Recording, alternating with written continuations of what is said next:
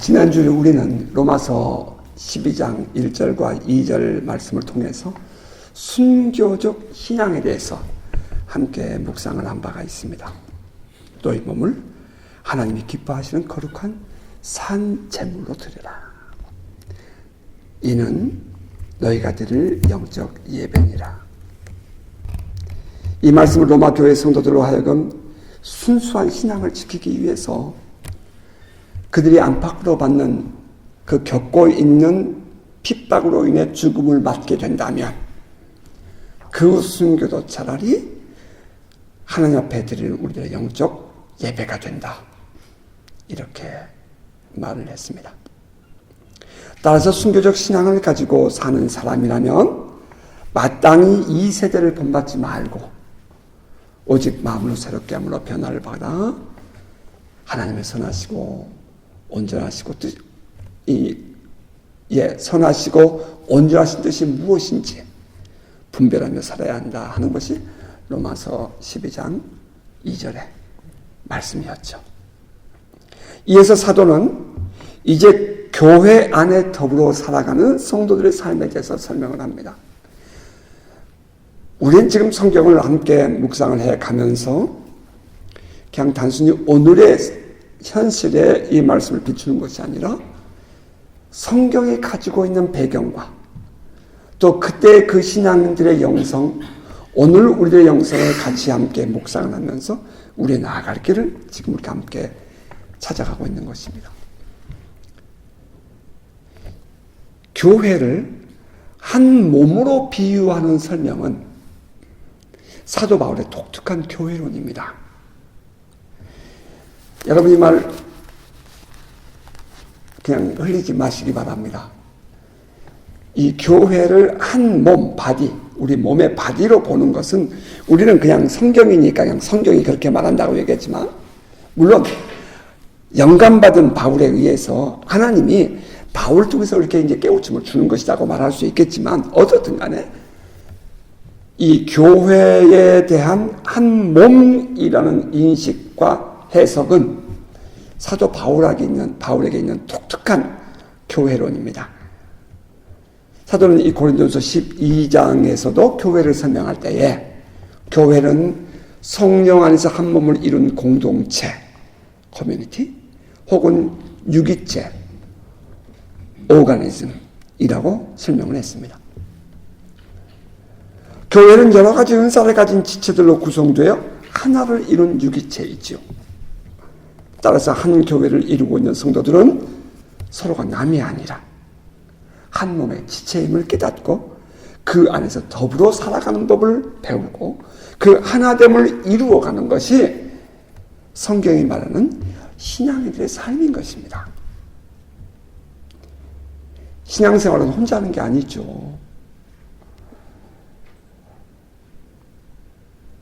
하나님을 만나고 경험하는 것은 하나님과 나와의 1대1 관계이지만 그 하나님을 경험하고 성령 안에서 거듭난 사람들은 혼자 살아갈 수가 없어요. 따라서 그들을 한 몸 이루게 하시는 것이 하나님의 섭리고 교회는 그러한 의미에서 더불어 살도록 하나님이 허락하셨다는 것입니다.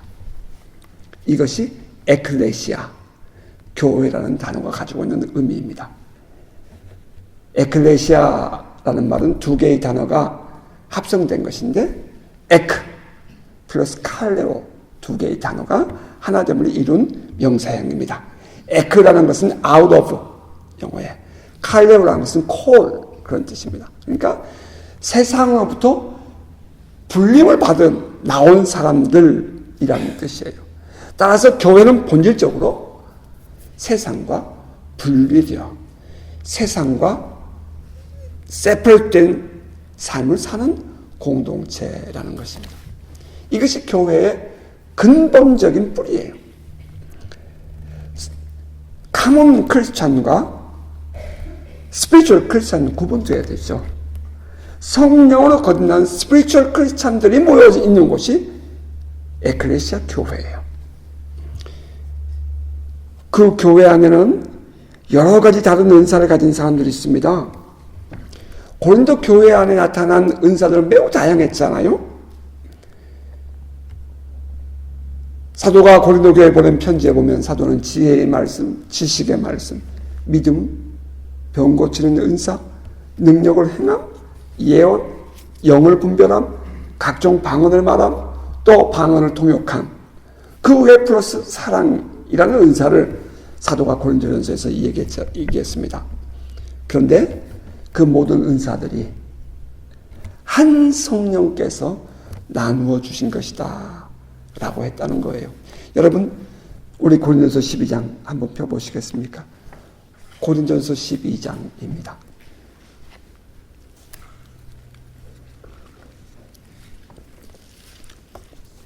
고린도전서 12장. 은사는 여러 가지나 성령은 같고, 직분은 여러 가지나 주는 같으며, 또 사역은 여러 가지나 모든 것을 모든 사람 가운데서 이루시는 하나님은 같으니 각 사람에게 성령을 나타내심은 유익하게 하려 하심이라. 각자가 받은 은혜와 은사가 다른데 그것은 그 사람들의 신앙을 유익하게 하기 위해서다. 하나님의 공동체를 유익하게 세워가기 위해서다. 그리고 이제 8절을 보면 어떤 사람에게는 성령으로 말미암아 지혜의 말씀을, 그 어떤 성령으로 말미암아 그걸 언더라인 하면 좋죠. 또 어떤 사람에게는 같은 성령을 따라 지식의 말씀을, 다른 사람에게는 또 같은 성령으로 믿음을, 어떤 사람에게는 한 성령으로, 같은 성령으로 병 고치는 은사를, 어떤 사람에게는 능력의 행함을, 어떤 사람은 예언함을, 어떤 사람은 영들 분별함을, 다른 사람에게는 각종 방언을, 어떤 사람에게는 방언들 통역함을 주시나니 이 모든 일은 같은 한 성령이 행하사 그의 뜻대로 각 사람에게 나누어 주신 것이니라. 교회 안에 여러 지체들은 한 성령으로부터 은사를 받은 자들이다. 따라서 사도는 그 교회는 바로 그리스도의 몸이다, 한 몸이다 라고 설명을 하고 있는 것입니다. 당시 이 고린도 교회는 그 각자의 은사들로 말미암아 교회가 분리되어 있었잖아요. 성도들이 누가 더 능력이 있는지, 누가 더 높고 귀한지 그들은 갈등을 하고 있었습니다. 그러자 사도는 그 은사들은 한 성령께서 나누어 주신 것이므로 그것이 더 높다, 뭐 더 귀하다 이렇게 말해서는 안 된다 라고 한 것입니다. 이어지는 고린도서 12장 12절 이하의 말씀이 그 내용이죠. 몸은 하나인데 많은 지체가 있고 몸의 지체가 많으나 한 몸임과 같이 그리스도도 그러하니라. 우리가 유대인이나 헬라인이나 종이나 자유인이나 다 한 성령으로 세례를 받아 한 몸이 되었고 또 다 한 성령을 마시게 하였느니라. 몸은 한 지체뿐만 아니요 여럿이니 만일 발이 이르되 나는 손이 아니니 몸에 붙지 아니하였다 할지라도 이로써 몸에 붙지 아니한 것이 아니요 또 귀가 이르되 나는 눈이 아니니 몸에 붙지 아니하였다 할지라도 이로써 몸에 붙지 아니한 것이 아니니 만일 온몸이 눈이면 듣는 곳은 어디며 온몸이 듣는 곳이면 냄새 맡는 곳은 어디냐.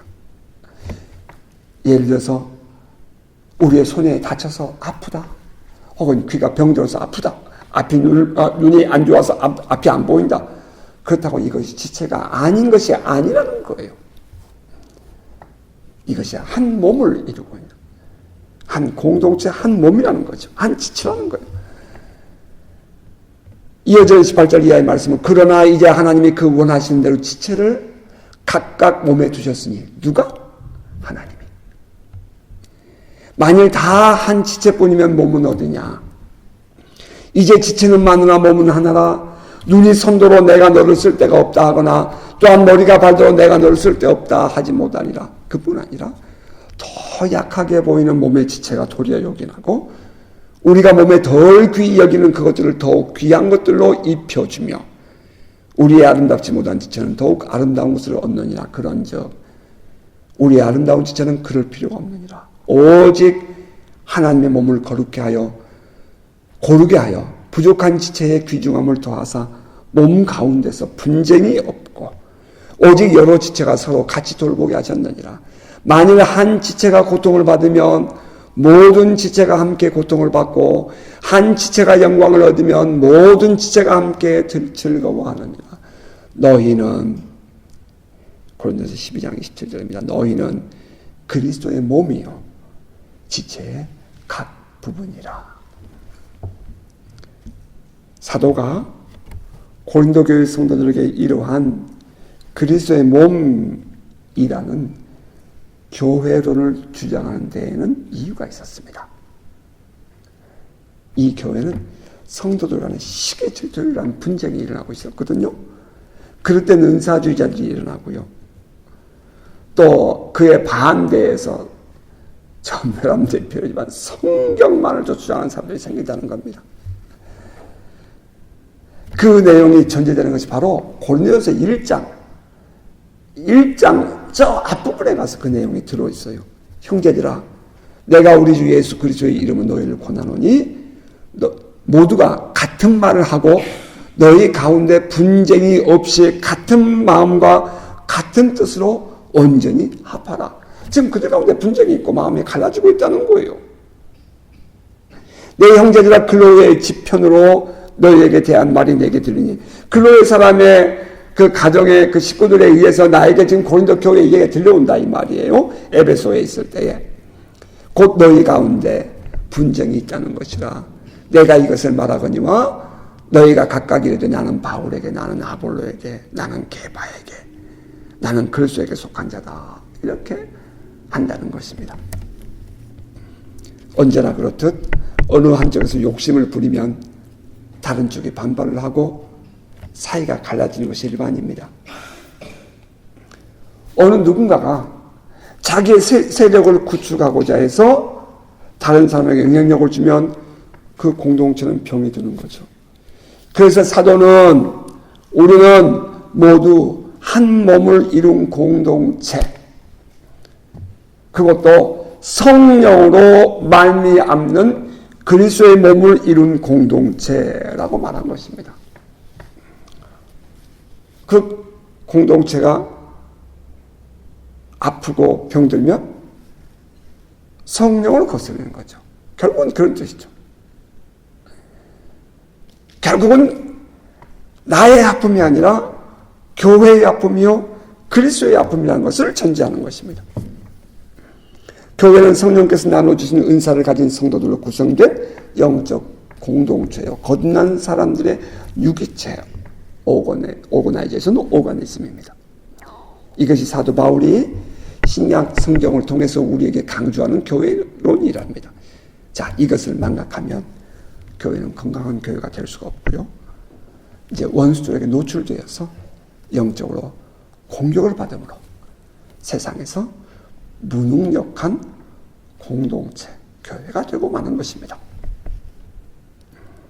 이제 이 로마 교회를 향한 사도의 가르침 또한 동일한 것이었어요. 여러분 본문 들어가 보실까요? 본문 3절 이렇게 말합니다. 내게 주신 은혜로 말미암아 너희 각 사람에게 말하노니 마땅히 생각할 그 이상의 생각을 품지 말고 오직 하나님께서 각 사람에게 나눠주신 믿음의 분량대로 지혜롭게 생각해라.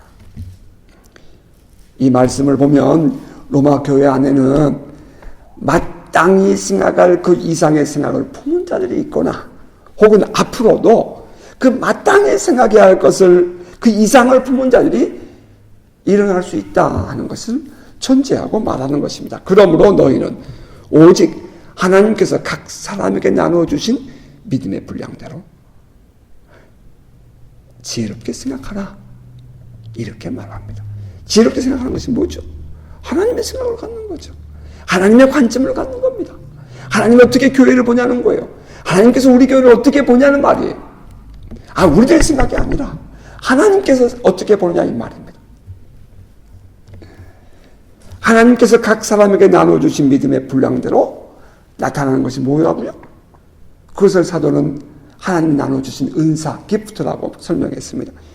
이어지는 이 로마서 12장 4절 이하를 보면 우리가 한 몸에 많은 지체를 가졌으나 모든 지체가 같은 기능을 가진 것이 아니니 이와 같이 우리 많은 사람이 그리스도 안에서 한 몸이 되어 서로 지체가 되었느니라. 우리에게 주신 은혜대로 받은 은사가 각각 다르니 혹 예언이면 믿음의 분수대로, 혹 섬기는 일이면 섬기는 일로, 혹 가르치는 자는 가르치는 일로, 혹 위로하는 자면 위로하는 일로, 구제하는 자는 성실함으로, 다스리는 자는 부지런함으로, 긍휼을 베푸는 자는 즐거움으로 할 것이니라. 고린도전서 12장에서는 하나님이 나눠주시는 은사에 대해서 얘기할 때에 지혜의 말씀, 지식의 말씀, 믿음, 능력을 행함, 병 고침, 혹은 각종 그런 이 은사를 얘기했지만 하나님이 나눠주신 은사를 얘기하면서 교회를 섬기는, 성도들을 섬기는 이런 은사조차도 하나님께서 주신 것이다. 이렇게 말하고 있다는 것입니다. 우리가 여기서 주목해야 할 것은 하나님께서 믿음의 분량대로 나누어 주시는 은사는 다양하다 하는 것입니다. 다양하다. 다양성을 말할 때 우리가 중요하게 생각해야 할 것이 있습니다. 하나는 하나님이 나누어 주셨다. 그리고 또 하나는 믿음의 분량대로 하나님이 주셨다는 것입니다. 우리의 믿음의 분량대로, 각자의 믿음의 분량대로 하나님이 나누어 주셨습니다. 여러분 아멘입니까? 이때 반드시 전제되어야 할 것이 있어요. 카몬 크리스찬이 아니라 스피리추얼 크리스찬이어야 된다는 것입니다. 그냥 교회를 왔다 갔다 하는 그런 교인이 아니라 정말 성령으로 말미암아 거듭난, 교회에 소속된 자들이 아니라 성령으로 말미암아 영적으로 거듭난, 그래서 새로운 가치관과 새로운 영적인 눈이 열린 그런 사람들, 그들을 지칭하는 것입니다. 하나님이 믿음의 분량대로 나누어 주셨다. 하나님은 믿음이 약하다 해서 무시하거나 버리지 않습니다. 영적으로 거듭난 이상, 성령으로 거듭난 사람인 이상, 그 사람이 가진 믿음의 분량에 맞게 하나님은 은사를 나누어 주셔요. 사람마다 성품이 다르죠. 그 다른 성품만큼이나 믿음도 다르답니다. 하나님은 그 믿음의 분량에 맞게 그 사람의 성품을 충분히 고려해서 은사를 주시고 교회 안에서 다양한 지체가 되게 하신 것입니다. 어떤 사람은 열심히 봉사하는 일이 기쁘고, 어떤 사람은 열심히 상담해주고 위로해주고 그것이 기쁘고, 어떤 사람은 잘 가르치는 은사가 있어서 가르치는 것을 신나고, 그러면서 하나님께서는 이 한 몸을 이루는 공동체를 건강하게 믿음의 분량대로 하나님이 세워가시는 것입니다. 자, 여기서 우리가 깨닫게 되는 것 있죠. 그러므로 함께 더불어 살아가는 교회 안에서는 열등의식 혹은 우월의식, 이것은 비성경적이라는 것입니다. 비교의식, 이것은 한 공동체 안에서는 있어서는 안 될 일이라는 것입니다. 이것은 비성경적이고 비신앙적인 그런 어둠의 영들의 잔재인 것입니다. 하나님은 우리 모두를 각자에게 맞게 독특하게 창조하셨습니다. 어느 한 사람도 같은 사람이 있을 수 없습니다. 한 뱃속에서 나왔던 쌍둥이 에서와 야곱도 달랐습니다. 이것이 인정된다면 서로 다른 것은 틀린 것이 아니라 다른 것임을 받아들이는 것이 우리 신앙인들에게 필요합니다. 이때 비로소 우리는 하나가, 한 몸이 될 수 있는 것입니다. 흔들리지 않는 공동체, 그것은 이 하나됨, 우리라는 단어 속에서 서로를 인정하고 존중하면서부터 시작됩니다. 외부로부터 지금 이 교회는 박해를 받고 있어요. 그래서 너희가 만약에 산제사로 순교를 한다면 그것은 하나님께 드리는 영적 예배가 될 수 있어. 그것은 영적 예배야 라고 말하는 사도가 그 교회, 지금 그런 위기 속에 있는 성도들에게 말하는 것은 마땅히 생각할 그 이상을 생각하지 말고 각자에게 하나님이 주신 믿음의 분량대로 다양한 은사대로 그렇게 한 공동체를 이루어 하나됨을 이루어 라고 하고 있다는 겁니다. 자, 외부에서 압력이 오니까 이들은 순교를 각오합니다. 죽으면 죽으리다. 내가 마땅히 끝까지 내가 이 신앙을 지키리라. 그런 그들에게 제일 원수가 공격할 수 있는 그 타겟이 뭐냐면 분리주의입니다. 하나됨을 깨는 거예요. 거기서 가장 쉽게 오는 것이 바로 이와 같은 지체들을 분란시키는 것입니다. 그리고 이제 사도는 그 교회에게 그것을 단속한 이후에 결속을 당부합니다. 하나됨을 이야기해요. 그것은 바로 그 다음 절입니다. 9절 이하. 사랑에는 거짓이 없나니 악을 미워하고 선에 속하라. 형제를 사랑하여 서로 우애하고 존경하기를 서로 먼저 하며 부지런하여 게으르지 말고 열심을 품고 주를 섬기라. 소망 중에 즐거워하며 환난 중에 참으며 기도에 항상 힘쓰며 성도들의 쓸 것을 공급하며 손 대접하기를 힘쓰라. 그냥 쓱 읽어가니까 참 좋은 말 같이 보여요. 그죠? 우리 이거 조금 묵상해 보십시다. 사랑에는 거짓이 없나니 악을 미워하고 선에 속하라. 그 표현을 우리 표준역 한글 성경을 제가 보았더니 이렇게 해석해 놓았어요. 사랑에는 거짓이 없어야 합니다. 거짓을 품게 된 이유가 뭐죠? 자기 욕심이거든요.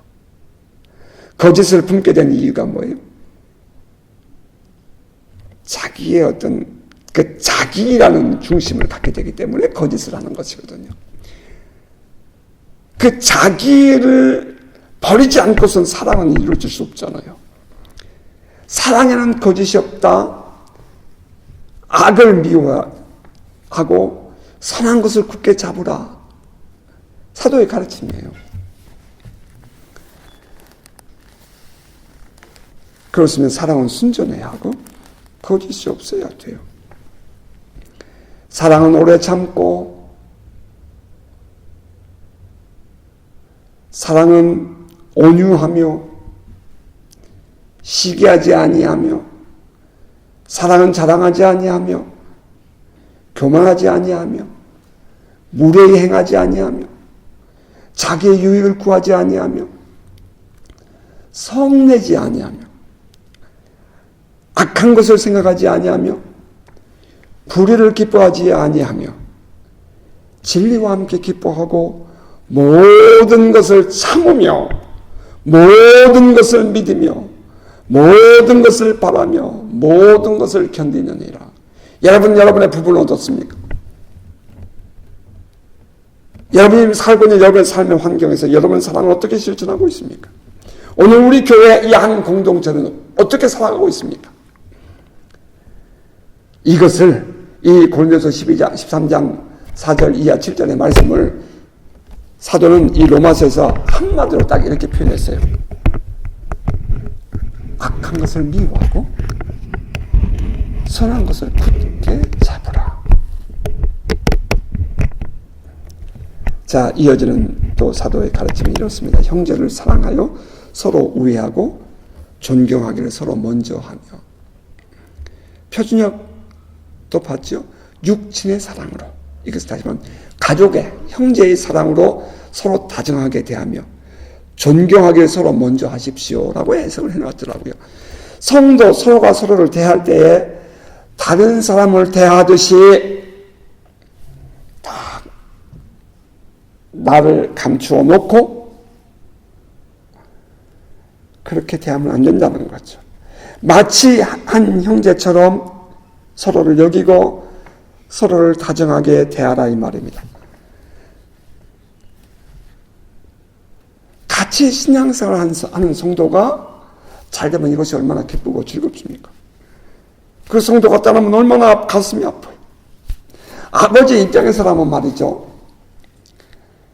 아들이 좋은 집 사고 좋은 차 사서 타고 다니면 얼마나 기쁩니까? 같은 형제수도 마찬가지죠. 어떻게 그것이 시기하고 질투가 나겠습니까?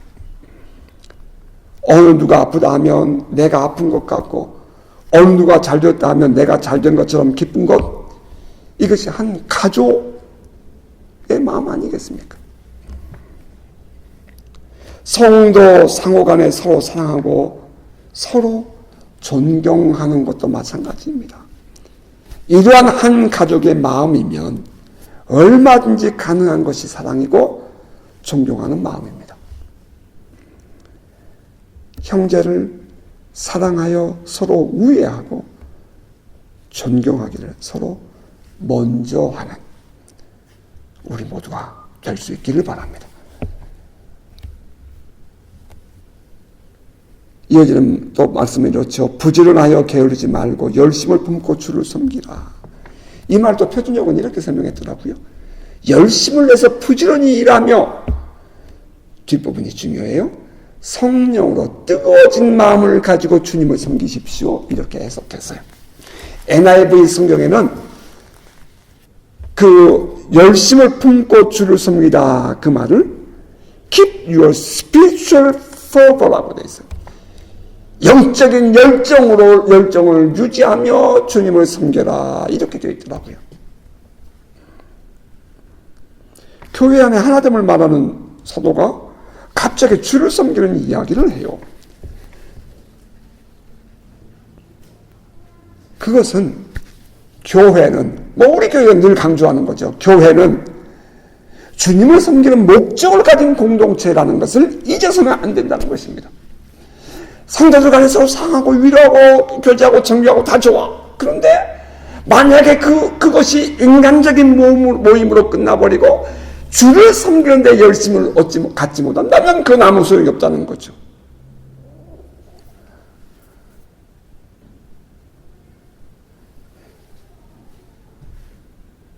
성령으로 뜨거워진 마음을 가지고 주님을 섬겨라.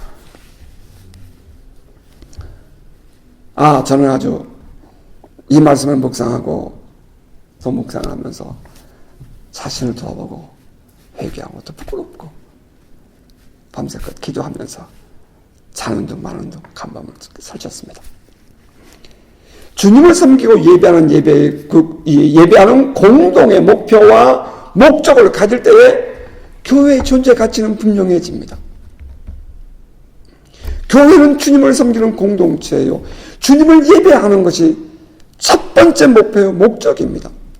주님을 만나고 encounter, 주님을 만나서 활짝 깨어나서 awakening, 그 활짝 깨어난 영성으로 해야 할 것이 있다면 그것은 오직 살아계신 하나님을 예배하는 것, 예배 worship하는 것입니다. 살아계신 하나님을 섬기는 예배, 그것이 우리 마음에서 식어진다면 우리는 성령으로 새롭게 뜨거워져야 합니다. 영적인 열정, spiritual fervor, 성령으로 뜨거워진 심령이 되어서 주를 섬기는 우리가 될 수 있기를 바랍니다. 이 영적인 열정으로 하나님을 섬기는 것만이 세상에서 밀려오는 이 영적인 전쟁을 이겨낼 수 있는 힘이 됩니다. 세상에 누가 뭐라고 말을 하든지 내가 주님 안에서 이 성령으로 충만해지고 말이죠. 주님의 그 깊은 은혜 안에서 내가 하나님을 예배한다면 나 혼자면 어때요? 둘이면 어떻습니까? 셋이면 어때요? 사도가 우리에게 지금 강조하고 싶은 것은 열심으로 주를 섬겨라. 성령의 뜨거운 감동으로 영적인 열정으로 주님을 섬기라는 것입니다.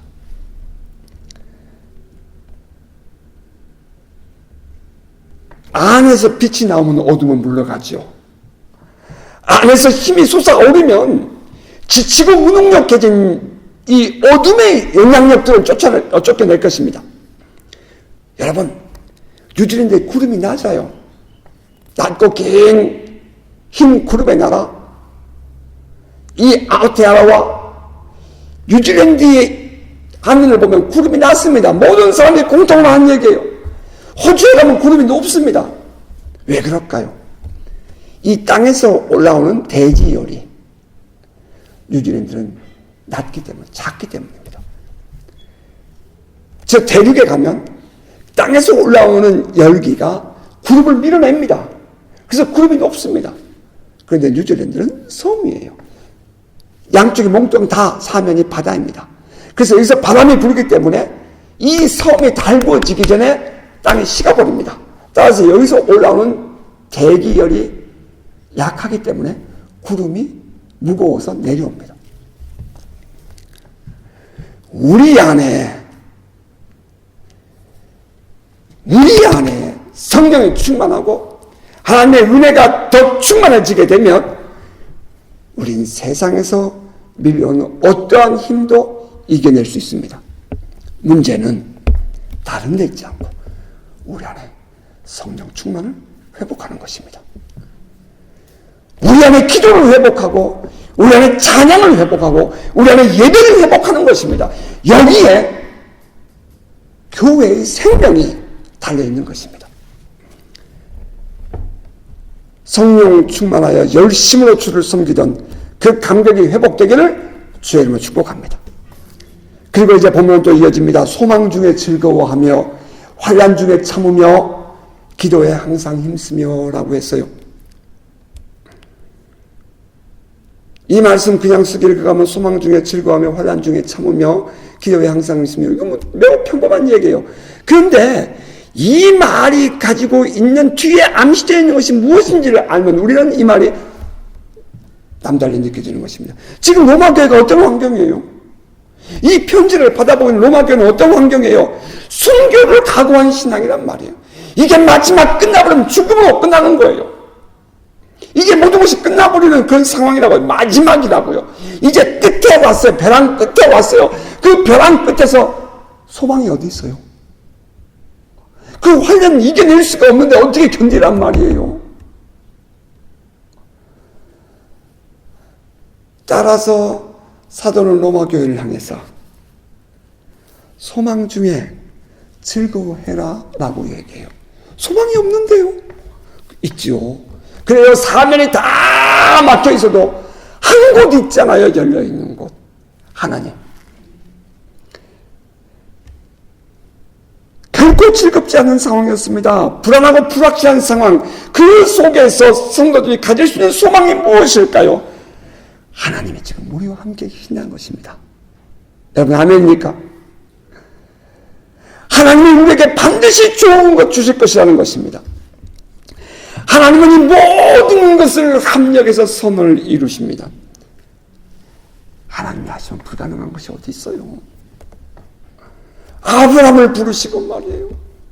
24년이 지나도록 아들도 없는 아브라함에게 하나님 그러시잖아요. 내가 너로 하여금 큰 민족을 이루게 하겠다. 이 모든 이 땅의 족속들이 너 때문에 복받으리라. 자식도 없는데. 그러니까 아브라함 생각한다는 것이 고작해서 엘리에셀 몸종. 조금 더 그들이 머리 써가지고 만들어낸 것이 이스마엘. 근데 하나님은 그것도 아니라는 거잖아요. 하나님의 때에 하나님께서 이루실 일이 있다는 거죠. 그때에 새 천사가 찾아와서 아브라함에게 아브라함 99세 때에 내년 이맘때에 사라가 아들을 낳으리라. 너에게 아들을 낳아주리라. 그랬더니 장막 안에 들어있던 사라가 비식 웃으면서 나도 이미 경수가 끊어졌고 멘스가 끊어졌고 아들 우리 저 남편 노인네도 저 영감탱이도 희망이 없거늘 어떻게 애기를 낳아? 그러면서 피식 웃었단 말이죠. 그때에 매우 중요한 말을 하죠. 하나님께 불가능한 것이 있니? 이렇게 물어요. 하나님께 불가능한 것이 없느니라. 여러분 우리의 삶이 말입니다. 오늘 우리 교회가 사라가 아들을 낳는 것보다야 어렵겠습니까? 안 그래요, 여러분? 사라가 아들을 낳는 것만큼 그보다야 어렵겠습니까? 하나님이 하시면 능치 못할 것이 어디 있습니까? 아멘? 따라서 사도는 이 로마교회 성도들에게 살아계신 하나님 안에 예수를 죽은 자 가운데서 부활케 하셨던 그 하나님 안에 소망이 있는 한 너희 안에 계신 성령으로 말미암아 그것을 소망 삼고 세상이 어떻게 흘러가든지 즐거워해라. Be joyful 이라고 얘기했다는 것입니다. 하나님이 보인다면 우리는 언제든지 하나님의 때에 다시 일어날 것입니다.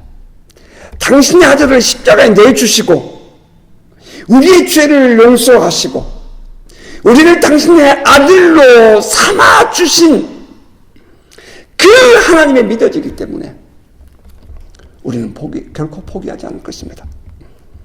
우리에게 힘은 살아계신 하나님이십니다. 그 하나님이 우리의 소망대로 난 우리는 세상 사람들이 어리석다고 비웃을지라도 소망 중에 즐거워하며 오늘을 살아낼 것입니다. 비록 그것이 환난이라 할지라도 그것을 참아낼 것입니다. 그리고 기도하며 하나님을 기다리는 것입니다. 신앙인으로서 기도를 잊어버리면 모든 것을 잊어버린 거죠. 기도 생활이 회복되기를 바랍니다. 그 구절 그렇게 되어 있어요.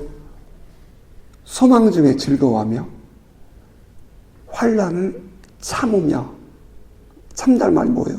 견뎌내는 거예요. 견뎌내는 거예요. 이것이 환난인 거 알아요. 근데 그것을 견뎌내는 거예요. 어떻게 견뎌낼 수 있죠? 그걸 어떻게 이겨낼 수 있죠? 아니요, 큰 것을 기대하지 않아요. 하나님께서 우리에게 기대하는 것이 뭐라고 생각하세요? 견뎌내는 거예요. 소망 중에 즐거워하며 환난을 견뎌내고 참으며 그것을 참아내는 것이 뭐예요? 항상 기도에 힘쓰는 겁니다. 우리 신앙인들의 힘 어디서 나와요? 우리 신앙인들의 이 능력 어디서 나와요? 기도 아닙니까? 기도. 소금이 낯을 잃으면 무엇으로 짜게 한단 말입니까? 우리들이 기도를 잃어버리면 과연 우리의 우리됨을 어떻게 우리가 드러낼 수 있다는 말입니까? 성령 안에서 기도 생활이 회복되고 더 깊어지기를 주의 이름으로 축복합니다. 기도에 항상 힘쓰라고 있는 이 부분을 꾸준히 기도하라라고 표준적으로 설명했어요. 그래요, 꾸준히 하는 겁니다. 항상이라는 단어, 우리 본문에 그렇게 되어 있죠. 기도에 항상 힘쓰며, 그 항상이라는 그 단어 속에는 항상 always라는 단어예요. 기쁠 때도 기도하고 슬플 때도 기도하고 어려워도 기도하고 평안해도 기도하고 그런 말이죠. 기쁘고 즐겁고 모든 것이 잘 될 때야 누가 기도하지 말라고 해도 기도가 저절로 나오죠. 흥얼대면서. 어려울 때 무슨 기도가 되겠어요? 그런데 항상이라는 그 단어 속에는 우리 모든 삶, 모든 컨디션, 모든 상황이 다 포함된다는 거예요. 여러분, 기도가 회복되기를 주의 이름으로 축복합니다. 로마 교회가 말이에요, 곧 쓰러질 것 같았어요. 이 초대교회는 곧 넘어질 것 같았어요. 외부적으로 핍박은 엄청났어요. 안에서도 교회가 분열되는 거예요. 성전끼리 다툼이 일어나는 거예요. 이게 과연 될 것인가라고 얘기할 수 있었어요. 근데 그런 속에서 그 로마 교회가 말이에요, 전 세계에 영향력을 주고 지금까지 버텨올 수 있었던 그 근간, 그 뿌리 속에는 성령 충만을 회복해서 영적인 열정으로 하나님을 예배하고 또 하나는 항상 꾸준히 기도하는 그 하나님과의 친밀감, 하나님과의 사귐이 그들을 유지시켜 주어서 오늘 우리가 예수를 믿게 되었고 오늘 이 자리에서 우리가 하나님께 예배하는 자가 될 수 있었다는 것입니다. 교회의 그 근본적인 에센스가 뭐예요? 교회는 기도하는 곳입니다. 교회는 예배하는 곳이에요. 교회는 하나님을 높여드리는 곳입니다. 각자가 다르고 모양이 다르고 다 우리의 생편이 다르지만은 그러나 하나의 공통점이 있습니다. 우리는 성령으로 말미암아 하나 된 자들입니다. 따라서 사도는 로마 교회 성도들에게 순교 각오했다면, 죽을 각오했다면 지금 이 안에서, 이 교회 안에서 너희들이 하나가 되어야 한다. 결속해야 된다. 그것만이 세상을 이길 수 있는 힘이다. 라고 했다는 것입니다. 마지막 절, 성도들의 쓸 것을 공급하며 손 대접하기를 힘쓰라 그랬어요. 당시의 성도들의 생활은 결코 쉽지 않았습니다. 그들은 신앙을 지키기 위해서 스스로 고난을 자처하며 살았어요. 세상 사람들이 바라볼 땐 참 미련하고 어리석어 보였습니다. 하나님의 교회를, 하나님을 섬기는 예배를, 혹은 내가 이 예배드리는 자리에 가기 위해서 그들은 많은 사람들로부터 지탄도 받았습니다.